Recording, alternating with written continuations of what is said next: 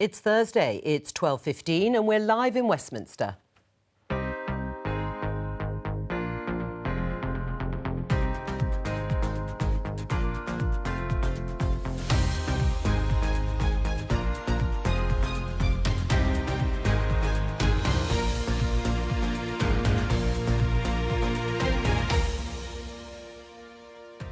Joining me today, Conservative peer and Times columnist Daniel Finkelstein, the Labour MP and author Jon Cruddas, the Independent peer Claire Fox and the co-leader of the Scottish Greens, Lorna Slater. Today, is sleaze back? There should be a transparent, independent inquiry into the increasing sleaze that's going on in government. The government voted that down and blocked it. It has not been clear where the boundaries lay. In fact, I hope this doesn't sound rude, there doesn't seem to be any boundaries at all. Did the rot start with the former Prime Minister?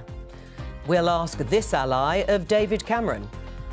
Also today, was this the moment Labour detached itself from the working class? This changing world is indifferent to tradition, unforgiving of frailty, no respecter of past reputations. Let's start with the story that is dominating politics. It began with the former Prime Minister David Cameron and his lobbying of ministers on behalf of financial firm Greensill Capital. It's now gone beyond that. It's rippling through Whitehall. There are now concerns both about lobbying and also the revolving door between government and private companies. Let me just show the panel and our viewers the front page here of the Metro. It says in inverted commas, "Sleaze is back." So my opening question to the panel is, do you agree with Labour's charge? Presumably you do, Jon Cruddas. I do, and when I read and listen to this, I literally have my head in my hands. The story is disastrous for politics, it poisons the well and breeds further distrust, and my constituents are really struggling in terms of jobs, housing.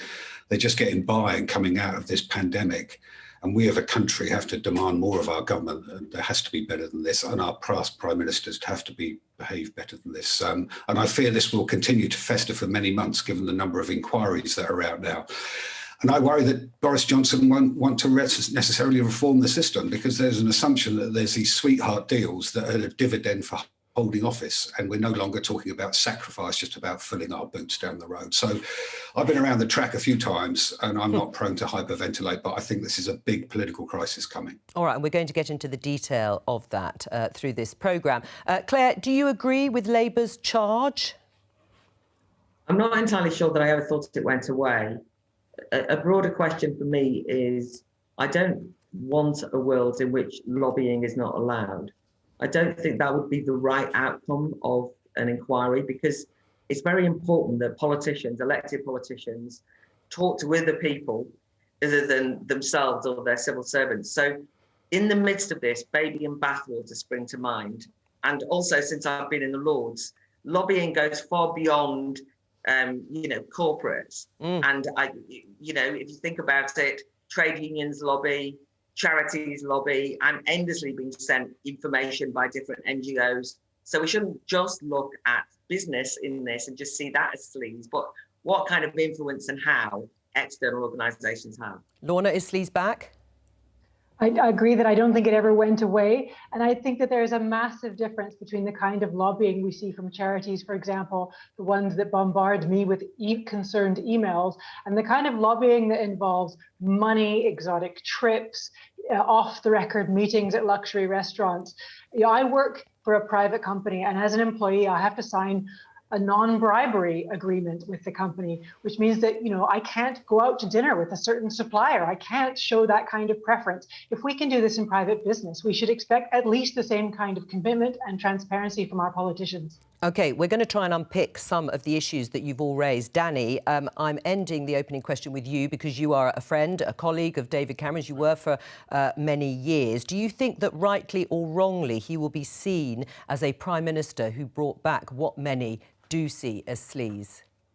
Well, first of all, because I'm a friend of his, because I'm someone who admires him and who shares a lot of his politics, I'm not the best independent judge of that, to be honest. But I think it's clear that it will be part of the record on David Cameron, just because it's become a huge story. I want to address the point that's been made more broadly, though, about whether sleazy is back and how sleazy this country is. I don't believe this is a sleazy country.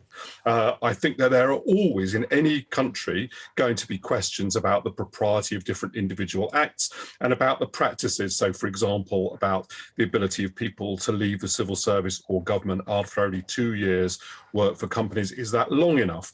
Is it being enforced strongly enough? Because it's quite clear that it hasn't been. There are always going to be questions of that kind, and we have to answer those. Do I believe that this is fundamentally a sleazy country? Do I believe that the country is corrupt? Absolutely, I do not believe that. All right. Well, And I think that we need to be able to distinguish between thinking that we've got always improvements to make, believing that this has been demonstrated by some of the things that worry people about this particular incident, and thinking that as a result we live in a sleazy country, because I don't think we do. Right. I mean, you've made it very clear that those are your thoughts on the country. I'm going to pull you back to David Cameron, because, as I said, it began with David Cameron, a former Prime Minister. Do you think that his reputation is being deliberately or unfairly tarnished? No, I think he made a mistake. I think he made two mistakes, actually. The first is that he thought Greensill would be a more robust company than it was. He therefore extolled the virtues of an organisation that clearly didn't have the virtues he thought it had. I think that was a mistake. He knows I think that, and I've written it and said it publicly. And the second mistake, which he's acknowledged himself, was it was a mistake to conduct lobbying in the way that he did, because he was doing it in an organisation in which he had a financial interest. And there's a difference when you do it in that way, and probably you know, there ought to be rules probably governing how long a Prime Minister has to wait before they did it. But both of those things were mistakes. They will definitely be part of the account on David Cameron.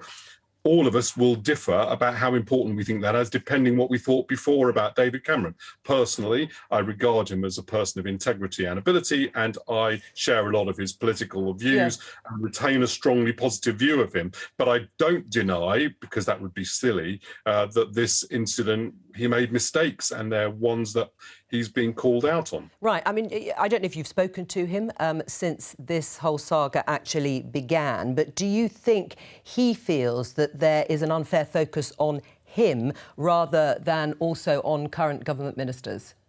I have spoken to him, but I can't speak for him. It wasn't my impression that he thought that it was unfair. I don't think that's the way he thinks. I think he does acknowledge that there were mistakes, and he does also believe that it demonstrates that merely keeping by the rules, which was something that also came out in the expenses scandal, actually, isn't necessarily a total defence. I'm speaking for myself rather than him in saying, look, we have a situation in which somebody lobbied the government and the government didn't do anything. We haven't actually, in this great sleaze scandal, put our finger on any way in which the public has actually lost out as a result of any of these activities. That doesn't mean that the activities were good, but it means that our ways of preventing them from turning into scandals remain relatively robust. It doesn't mean we shouldn't revisit them, but it means that simply sweepingly say this is a sleazy country is an exaggeration. Well, it's not going to be swept under the carpet, certainly by the number of committees that are ongoing. David Cameron and Rishi Sunak, the Chancellor, have agreed, or certainly reported to have agreed, that they will give evidence on Greensill, as Labour is obviously attacking them for that specifically. But I just want to refer our viewers to a tweet from my colleague Adam Fleming, BBC political correspondent, who now says that there are 6 inquiries, reviews or probes into lobbying and Greensill. You can see it here. One of them is the case review of civil service double jobbing. This was the news, you may remember, yesterday of Bill Cruddas, who was an extremely important civil servant because he was in charge of all the commercial contracts within Whitehall, and the revelation that he also had a job, a part-time job, working for Greensill, so in the private sector too. And the top civil servant now, Simon Case, has written to permanent secretaries throughout Whitehall demanding to know if anyone else is doing something similar. He had a 5 p.m. Deadline yesterday. No doubt we'll find out what he has been sent. There's also the Public Administration Committee. There's going to be a Treasury Committee looking into this, standards in public life. It says number 5 is Boardman. That's Nigel Boardman, who's been tasked by the government to look into this, and a Cabinet Office review of Lobbying Act. So there is plenty going on in terms of questions being asked. But I want to come back to you, John. There is an implication that is this about a few individuals, because the rules are there in place and people will say David Cameron didn't break the rules. Is this about a few individuals or is it a systemic problem? The jury's out on that, actually, because, I mean, it aligns with some of the concerns that have been raised about the contract culture at the centre of government, the sense that there is a revolving door on the government and certain corporate elites, linked in with patterns of friendship, so-called chumocracy. But 'twas ever thus, wasn't it, John? That was I'm sure it is ever thus, but there has been there's been a backup of cases over the last few months that has made sure that this is back into the mainstream of our political discussion. I don't think the public have really zoned in on this yet. And that's your point about these 6 inquiries, meaning that this will fester for months now and all sorts of stuff will come out. And it does look like there are people tipping this out from the centre of government. So if I was in government, I would be very worried about this because this has got a really combustible feel to it. Right. Lorna, you were shaking your head when I said, is it down to a few individuals? You think it's systemic, presumably? Yeah, the idea that you can spin this as, it's a one-off, David Cameron's a guy, he just made a mistake and not a systemic problem. I remember reading articles years ago about exactly this sort of corruption, the revolving door, how people who make the tax law then go work for tax firms to show companies and wealthy individuals how to dodge the taxes. This has been going on for a very long time. And I have to tell you that I don't think it is a dodgy country. But I do think it's a dodgy government. And sitting in Scotland, looking at Westminster, it looks very corrupt. Oh, right. And are you saying that you would never find any sort of revolving door in Scotland or Scottish politics? That's not what I'm saying at all. What I'm saying, we have stricter rules on lobbying in the Scottish Parliament, and they could probably be made stricter. But as someone who's in favour of Scottish independence, seeing Westminster corruption, seeing PPE contracts handed out to pals of the government, not based on whether they had competence to deliver, that was the whole ferry companies with no ferries. It looks like an incompetent and corrupt government. And I have to tell you, it's doing a lot for Scottish independence. Right, Claire? Well, in view of the fact that the SNP run Scotland at the moment, are advocating for Scottish independence and have just been involved in a huge constitutional scandal, it reminds me that one of the problems with a debate that focuses entirely on sleeves, which everybody gets very agitated about, even though, as far as I'm concerned, there was as much chumocracy in all of the mainstream political parties, not just the Tories. I don't like the whiff of this even remotely, but I'm just worried that with 6 inquiries, we might forget the priorities that the country faces at the moment. There are huge questions to be asked about democratic accountability, particularly in relation to the pandemic, the powers that the state has acquired at the expense of individuals in this country. And I just don't want to get overly distracted. This needs to be looked at, fine. But bearing in mind that David Cameron brought in a lobbying bill, I remember at the time making the point then that I thought that institutional capture by political interest groups was something that one should be concerned about, but that lobbying, i.e. the art, the important contribution of outside forces to politics, being allowed to talk to ministers, should not be forgotten. And so it just shows me that you can make a fuss, have a bill, pass laws, have rules, and we still end up in the same place. It can be a distraction. Right. There's an awful lot to pick up. Danny, on that final point of Claire's, this was also something that Sir David Normington, former Permanent Secretary at the Home Office, said, that there are rules. It's just that people aren't behaving and adhering, or they're testing them to the limit. Do you think the rules do... I think you did say at the beginning the rules do need to be changed in order to stop people somehow finding a way around them? Look, I'm really happy to live in a country in which we regard this as a major scandal, because it's right, actually, to be concerned about everything that's been raised. And we ought to check what the impact was on the public good. We ought to make sure the rules are there, that they are able to be enforced before the country does become seriously corrupt. And actually, by the way, one of the things that has been raised has been PPE.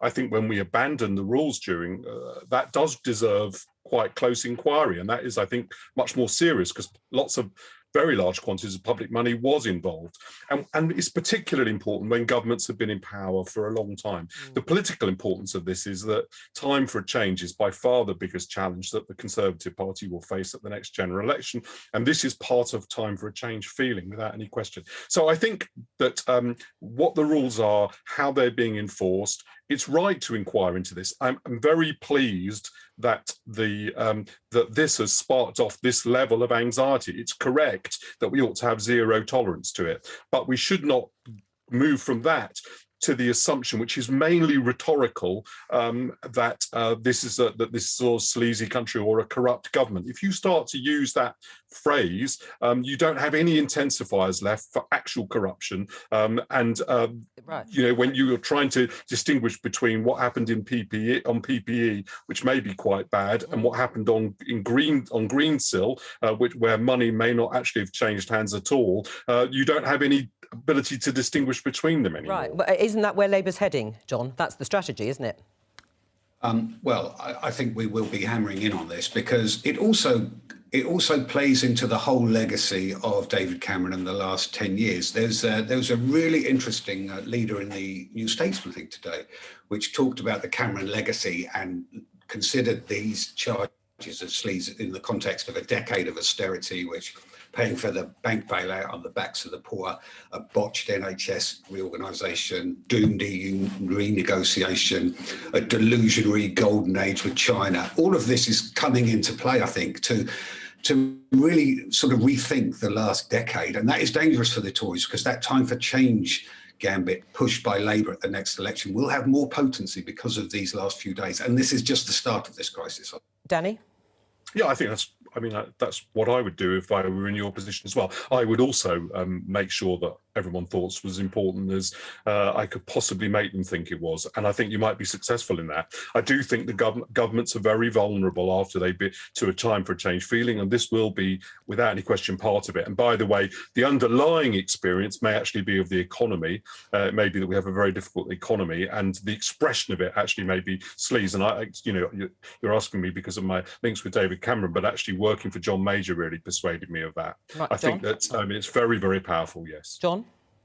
Yes, I agree with that. I mean, I also think there are bigger issues here for the public when they start thinking, how much do very rich people actually want in terms of the money they need to live when their people are struggling? And that juxtaposition between how we seem to be behaving in Westminster, our leadership, versus the struggles we're experiencing day to day in this epic pandemic is really dangerous for the incumbent government. Right, you mentioned, I think, John, a little earlier, whether this is having some sort of cut-through with the public. Well, rather helpfully, there has been a YouGov poll. How closely is the public following the David Cameron Greensill capital story? And only 4% of people so far, at the moment, are following it very closely. A fifth of people are following it... 4% are following it very closely. A fifth of people are following it fairly closely, but 28% of people aren't following the story at all. I hope you followed that, panellists. So listening to that, Claire, what does that tell you? Well, I suppose it's what I was trying to hint at, which is that, I mean, I don't disagree with what John says about the fact that the everyday lives of ordinary people, millions of us, the whole country, in relation to the pandemic has been pretty grim. But when I'm talking to people and what I'm picking up is it just feels to me as though this is in danger of being something which Westminster are overly preoccupied about, where people are scandalised, or things like what's happening in care homes, the fact that you have to be in isolation for 2 weeks, just been announced it, if you're new to a care home, all these kind of things about the lack of jobs, the fear of what will happen after furlough. So where I think John is right is in the context of the fact that lockdown's dragging on, that the economy is not being sparked into action anytime soon, and that people are facing real immiseration and also feeling what it feels like to have no power, no freedom, then obviously the idea of a sleazy political elite, has a kind of popular resonance. But I don't think the particulars of this have captured the imagination yet. And I'm just worried about an opportunism amongst, opposition politicians using this to bash the Tories, when actually what we need is a political elite that seriously looks at kick-starting society after lockdown, because that's what really faces all of us. And it would be a tragedy if we got overly caught up in the ins and outs of just this. All right, we're going to have to move on and talk about something different. In this year's Tees Valley Mayoral election, only a Conservative and Labour candidate are on the ballot. So what could the result tell us about the Tories' chances of maintaining support in the region and Keir Starmer's hopes for a Labour recovery? Here's Greg Dawson. Tees Valley to me means community. It means people surviving through the worst hard times, but we thrive. There is a shared history of industry, there's a shared history of the people. There seems to be a lot more happening. The Tees Valley is a region famed for its pride and resilience, and in recent years, home to one of the UK's more unexpected political battlegrounds. When voters chose a Conservative mayor in 2017, it foreshadowed Labour's disastrous 2019 election, losing voters in its northern industrial heartlands. Keir Starmer has come along and, maybe he'll be a force for change for the Labour Party. But from what I've seen, I think that's a bit of a slow burn at the moment. And I think the Conservative Party have they've just done a lot more for the area. Jasmine Robson owns her own small business in Darlington. She's a former Labour voter, but has been impressed with the Conservatives' vision of investment in towns like hers. The more businesses, the more people in the town, the better for people like me who've got a coffee shop or a bar, the independent shops in the town. In a sign of Boris Johnson's determination to keep new voters on side, Teesside was a big winner in March's budget, with more than 40 million promised to towns here, a free port which offers tax breaks to any companies working in the area, and this, the planned site for the Treasury's new northern campus in Darlington, with a promise of 750 civil service jobs to the region. Right opposite the site is the UK's new Centre of Excellence for Bioscience. Its director says despite the pandemic, there's optimism in the region. There's a snowball effect at the moment. We seem to be getting lots of great news for the area, whether it's the Novavax vaccine or whether it's the Treasury of the North or the investment in hydrogen and net zero carbon. So I think it's definitely an area to watch in the UK. And I think with the Treasury coming, there will definitely be opportunities for local people to kind of work there and stay here if they want to. But for some, the promise of jobs tomorrow isn't enough. As far as I can see with the mayoral elections, it's all right being focused on infrastructure. Let's deal with the poverty at the bottom first. So I'm delivering a bag. In Saltburn by the Sea, Tonya Nixon's charity, helping Teesside's most deprived, has never been busier. I don't think we've ever seen people going hungry like we have with COVID. Redcar, Cleveland and Tees Valley is a poor region because of everything. We've got ghost towns. The Tees Community Hub offers free furniture and clothes to those who need it most. And during the last 12 months, they also provided Meals on Wheels. Why have we had to wait for COVID to hit before we've realised the poverty? That's always been there. It isn't new. COVID didn't make it new. It made it more in your face. The government's own measurements for deprivation show several areas of the Tees Valley, including Darlington, Stockton, Middlesbrough, Redcar and Cleveland, all worse off than they were in 2015. So what was the mayor's response when we caught up with him? I'm not shying away from the fact that we haven't had investment in this area for decades. You can't change that overnight, and tinkering around the edges is not going to do anything. By creating these big employers, by bringing these big game-changing investments to Teesside, whether it's the Freeport, Treasury and other things, you really create a step change in the economy. And if you want to get people out of poverty, you create jobs. The woman hoping to beat Ben Houchin next month is Labour candidate Jessie Jo Jacobs. Hello. And in a sign of the times, she had to speak to us from her home because she was self-isolating. People are desperate for hope. They're desperate for change. There is not one indicator for the Tees Valley that in 4 years of a Tory mayor has got better. For me, it's about a green port over a free port, so ensuring that there's workers' rights and protections there, so we get great jobs with great salaries and great conditions. If she wins, she's also promising a fund to regenerate the high streets across the region. We met Nick on a walk with Watson here. He lives just outside Saltburn. Train stops here. Public transport is absolutely dreadful, but there's people up there that can't get out of their village. It takes an hour and a half on the bus to get to Middlesbrough. He's a Labour supporter, but wasn't impressed with the party's tone under Jeremy Corbyn. But he rejoined when Keir Starmer was elected. It's okay shouting on social media, but you need to be involved. You need to speak to people, try and change minds. Rejoining something that didn't seem so silly and that wasn't just ridiculous, shouty left-wing politics. I am left-wing, I am a socialist, but that isn't the way to win. Keir Starmer has already played down Labour's chances of making significant gains in next month's elections, but whether he likes it or not, the result here will be seen by many as an early judgment on his first year in the job.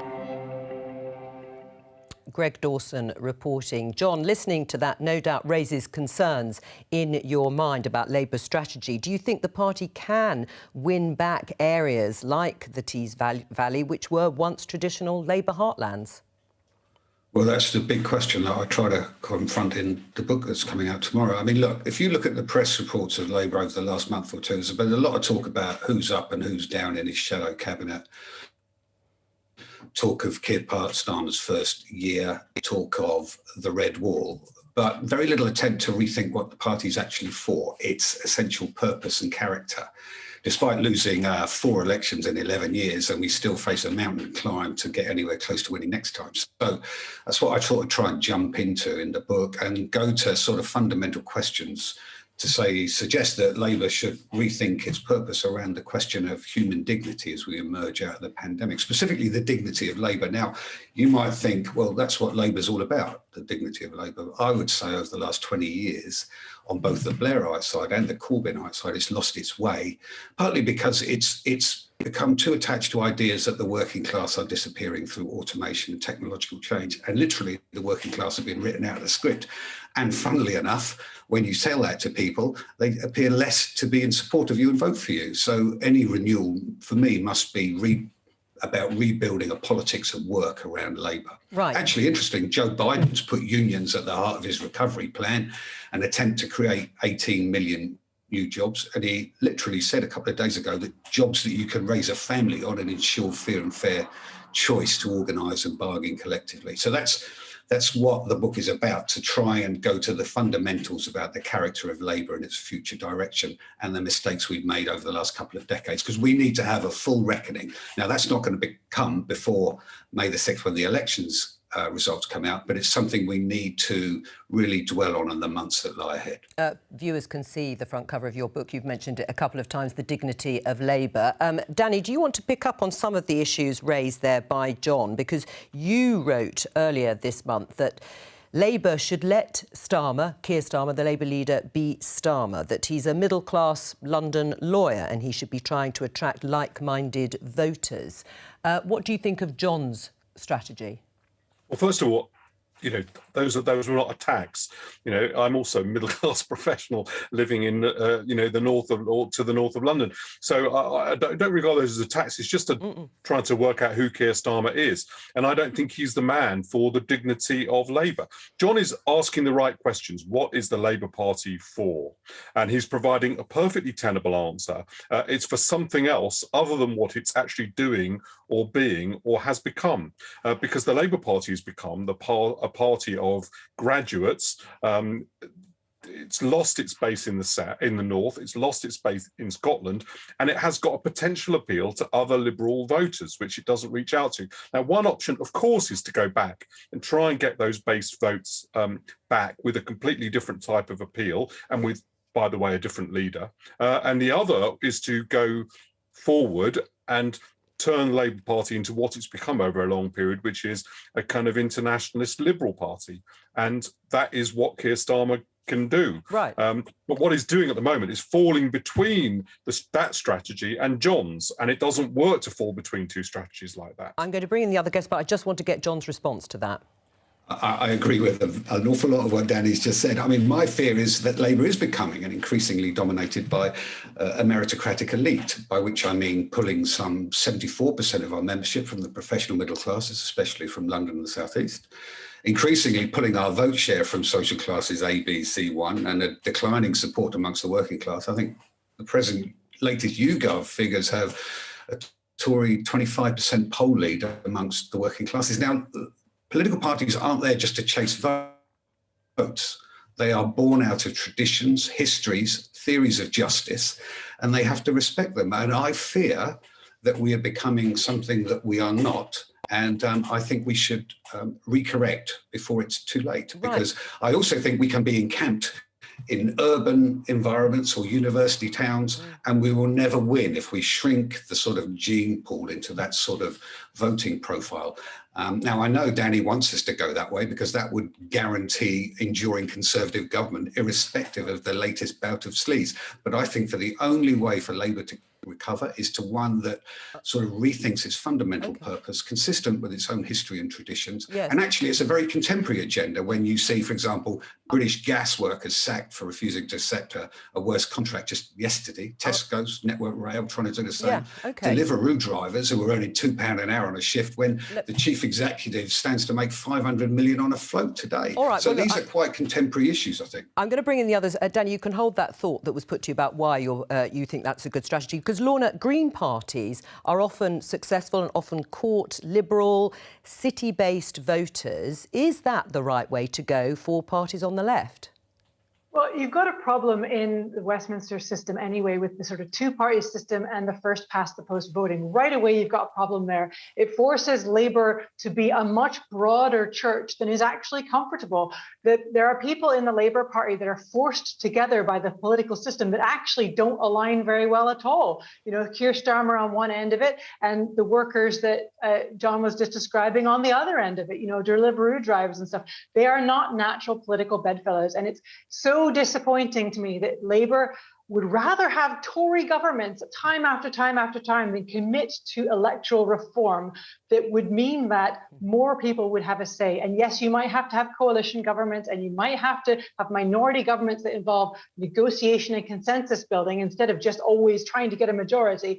You know, you'd have governments more like what we have in Scotland, where we have more progressive politics because we have more progressive parties, because we have proportional voting. And that's something Labour is just going to have to let go of. As long as they commit to this two-party system, as long as you have unelected lords, you cannot really claim that the UK is a properly democratic country. And so the people, the workers, will never have a proper voice. Right. Well, Claire, how do you think Labour wins back the sorts of people that Jon's talking about? Actually, I agree with Laura on the unelected lords point. I say that with full knowledge that I'm one of them. So Jon is asking the right questions, but I don't think it works to just sit as a demographic question. I mean, there's always been middle-class professionals in the Labour Party in all the different political parties. So what? But it's what politics they're embracing. And I think one of the contribution of the book, as I've understood from his interviews, is that he's also understood that the Labour Party had an intellectual life. It actually had a set of ideas, people who worked very hard at working out what the Labour Party was for. And at the moment, that is actually not part of its tradition at all. It's rejected that intellectual tradition. It hasn't created a new one, as far as I can see. And it veers unhelpfully between embracing identity politics, which I think has been an utterly divisive and disastrous route for it to go down, the competition between victimhoods, all of the problems that are associated with seeing people through the colour of their skin, the whole mess around trans rights versus women's rights that's really eaten up parts of the Labour Party. It's got that on the one side, and on the other side, its attitude to ordinary people is to kind of a Victorian, a kind of technocratic Victorian largesse to the very poor. When I talk to Labour Party members, they actually think the working class are kind of poor and impoverished, rather than, as Jon says, the dignity of labour, working class people who are struggling, like those gas workers, but they're not to be patronised or looked after. And the contemporary Labour Party has shown nothing, I'm afraid, but contempt very often for working class communities and their traditions and their attitudes. Brexit being the most recent example, which the Tories benefited from. But where, you know, think about what Labour Party said, that they're all racists, right? That they've got backward ideas, that, you know, anyone who voted to leave the EU was a type. I'm only saying that because that is the profound crisis of the Labour Party. Well, let's put some of that back to Jon. I mean, is Keir Starmer the right person to win back those traditional Labour voters, Jon? Well, I mean, the jury's out. We'll see in terms of the immediate elections. But once this pandemic's out the way, I think he has to find a voice, because it's been very difficult when he's sort of trapped in a sort of virtual conversation with people. What I would say, I mean, the book is about human dignity, and Keir Starmer gained an international reputation as an advocate on behalf of human dignity when he challenged the death penalty, and gained a reputation on the basis of those human ideals. And therefore he is someone who I think has it in him to speak to these fundamental questions of human dignity and the dignity of labour, and he's done it in previous careers. Right, so I'm very supportive of what he can do. Right, so inhabiting his former life as a lawyer in the way Danny was saying, be who he is. Yes, I do. I think he should he should find his voice, and I think he can do it by excavating his previous career and some of the thinking that he invested in terms of the passions that he advocates. OK, but Jon, people may be saying, what does this look like on a manifesto? You know, what does this look like when you're trying to win an election? Because interesting and poignant all this is. How do you turn those big ideas of dignity and the precariousness of work into straightforward policies? Well, in the book, there are scores of policies in terms of building good work, new national colleges for our vocations and skilled work, special covenant for key workers, a new definition of workers so that we can protect the gig economy workers, a new pandemic reconstruction fund. But also, there's also a lot of talk about FDR's New Deal from the 30s. I'm more interested in Roosevelt's 1944 State of the Union, where he argued for an economic bill of rights to guarantee access to decent housing, a right to useful and remunerative work, access to education, social security and health as a constitutional right for all citizens. That is a powerful message and a fundamental rethink about the purpose And is Keir Starmer listening to you on that? I wouldn't be presumptuous enough to say that he's listening to me, no, but I think there is a debate to be had, and I think he will welcome that debate. Right. I mean, Danny, the Conservatives took many voters from Labour in 2019. Have they now gone, those voters? I mean, are they different in that sense? Well, no. So, first of all, Keir Starmer could easily end up becoming Prime Minister on a Time for a Change manifesto. Secondly, I didn't completely agree with Claire that Labour has gone fully down the route of identity politics. I think that's unfair on Labour. Or maybe it's too fair because they haven't actually picked sufficiently to have done something like that. They haven't gone down a full Liberal route or fully down the route that Jon suggests. Obviously, you've got to build a broad coalition. The question is, what do you regard your base as being? Jon is sure that the base of the Labour Party remains working-class traditional Labour voters. I do understand that strategy. I don't think Keir Starmer can deliver that particular strategy because that's not who he is. Keir Starmer can only be authentically Keir Starmer. He cannot be authentically Jon Cruddas or authentically Len McCluskey. He has to be himself. And if he's going to be himself, he's going to appeal to a different voter. He should do that wholeheartedly. And I know that Jon cynically thinks that it's just because I want the Tories to win. I'm giving this advice because I think it's the right advice. And if Labour doesn't take it, and I suspect they won't, that'll be what helps the Conservative Party. All right, something for Jon for you to mull over there. We're going to leave it and move on because the Scottish Greens want to incorporate the right to food in Scots law. It's set out in the UN International Covenant on Economic, Social and Cultural Rights. Lorna, what does that actually mean, having the right to food enshrined in law? Well, it's really interesting. I thought Jon's comment just there on what he thinks should be enshrined in the Constitution. And it's something that I find, and young people in Scotland particularly find interesting about the idea of Scottish independence, is that we would be at the birth of a new nation. And something that we could do is have, well, that we should do and will do, is have a written constitution. And historically, when countries have had the opportunity to sit down and write what rights they're going to enshrine in their constitution, they do freedom of religion and voting and so on, but there's no reason at all we shouldn't enshrine actual human rights in there, such as the right to food, housing, remunerative work, and so on.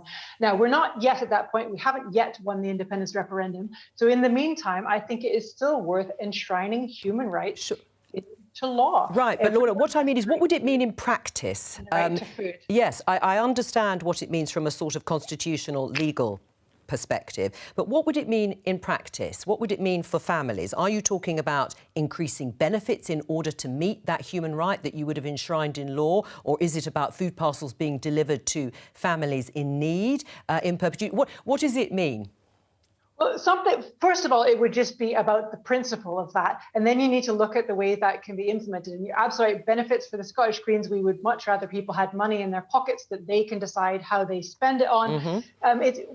Part of it is about how food comes to our tables and where people have the options to buy food, setting up of local food cooperatives, for example, meaning that people can share food, that we're not having to go through big supermarket chains that create, profit-making enterprises, that we look at it in a joined up way.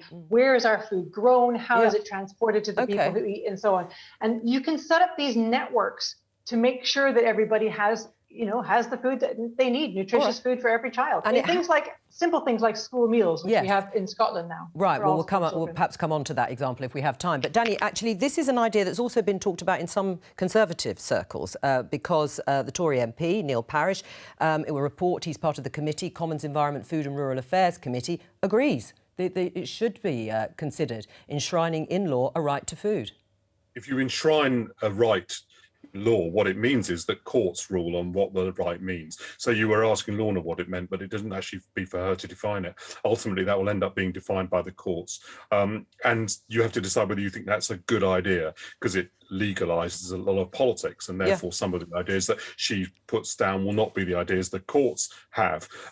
But the broader point, which is whether food poverty is now an increasingly severe and clear problem. And the figures say it is, yep. It obviously is. And I think that a concerted effort to ensure that it isn't the problem, that this problem isn't allowed to persist. And, one of the things would be to make permanent the change that has been made in the school meals policy during the holidays. But that's only one measure. That is the right thing to do, definitely. But I'm not in favour enshrining abstract political rights that Lorna can then describe vaguely what they would stand for, which turn out to be coincidentally what she thinks would be a good idea. That's not how I think we should proceed with politics. That's a constitutional question rather than about food. OK, Claire, your response to the idea in principle and perhaps in practice, and while you're talking, we're just going to be showing pictures of food banks because there has been a significant rise in the use of food banks over the course of the pandemic, a rise of 88% of independent food banks